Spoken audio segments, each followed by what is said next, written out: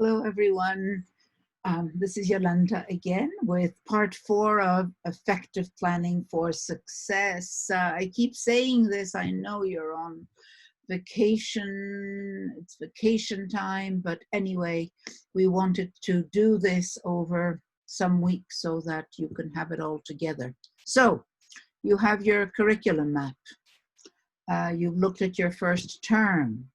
So what's my next step and how will this help me become more effective? So here is mine, or here is the one that we looked at for term 1. It has my first 8 weeks. It's all on one page. I've also added on lesson assessments and notes regarding activities. I know that consolidation is kind of assessment, but I might want to do other things, which is why I've made myself some notes. This is what teachers do once they have the whole picture. So remember about backward design. This is not new. First, we identify desired results. We've done that. We have one page for the whole term.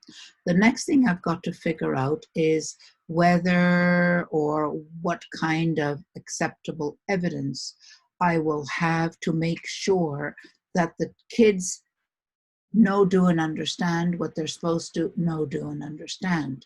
So I need to look at this. First of all, are my kids expected to know everything? Everything, all the can-do statements, all the objectives for 8 weeks. That's 1, 2, 3, 4 times 8, 32 objectives. Or do I need to make some decisions?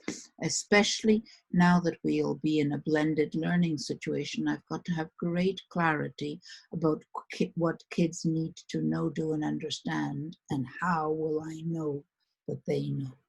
So ideally, what I probably need to do is I need to make a curriculum map for each of my terms so that I know, is there something in term 1 that they will then be looking at in term 2 or 3 or 4 or 5 or whatever, so that I can leave it or just introduce it.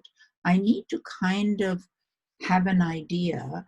Is everything in term 1 really mastery, or are some things being introduced? So if I do this, then I have my whole year of can-do statements. Please don't freak out.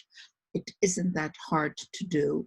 So what I've done is I've taken my 5 terms and I have all my can-do statements or my objectives for all the weeks of the school year. So this way I can see, is there something here that is then done here or really here? And if so, I'm not going to assess it in term 1. Maybe I'll be assessing it in term 4. So that's one way of doing it. Don't freak out, because I can do something else.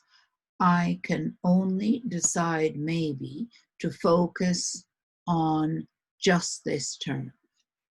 So that's another alternative. I'm only going to focus on this term and forget about the other ones. How do I do that? Well, I'm going to look at this term and I'm going to look at the assessments. Now, in Be and Live, we give you an end of unit assessment. I've only put 3 pages, it's a 5-page document.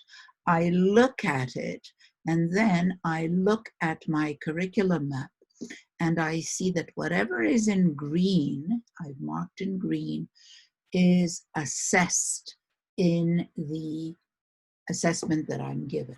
So I said, okay, well, I'm covering those. What about all the other whites? This and this.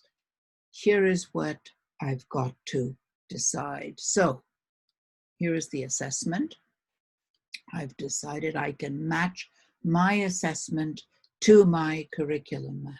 So I've marked what is being assessed. In yellow, I've also marked what kids will be assessing every single week. So a lot of it is covered. So I still need to ask myself, do I need to ensure mastery of all 32 can-do statements or 32 objectives for this term.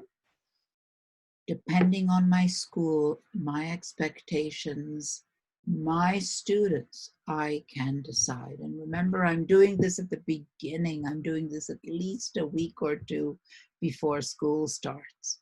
So this is the big question. What is important?